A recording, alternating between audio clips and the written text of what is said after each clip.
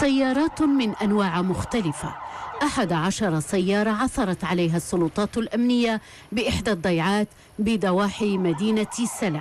العملية تمت بعد أن ألقت السلطات الأمنية القبض على عدد من المشتبه بهم في مجال سرقة السيارات وتفكيكها، إما عن طريق استعمال مفاتيح مزورة وكسر نوافذ السيارات، أو عن طريق تشغيل المحرك بتماس كهربائي.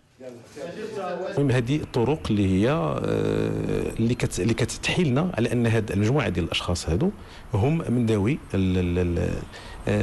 المعرفه بالادوات المرتبطه بالميكانيك او بكهرباء السيارات او الميطاله. كذلك البحث ادى بنا الى التعرف على مكان كيقوموا فيه بالتفكيك ديال هذه مجموعه من السيارات اللي اكتشفنا الاجزاء ديالها في داخل احدى الضيعات باحواز مدينه سلا، واللي هي تخص اما سياره فيات اونو او سياره ديال المرسيدس. وفقا للسلطات الأمنية كان المشتبه بهم يقومون بسرقة السيارات بكل من مدينة سلا، الرباط، القنيطرة، الخميسات والضواحي.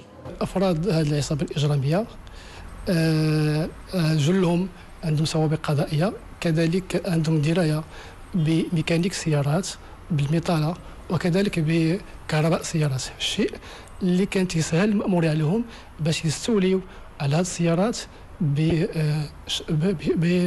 بدقة وبسرعة. عملية القبض على المشتبه بهم تمت بتنسيق تام بين مديرية الشرطة القضائية والنيابة العامة.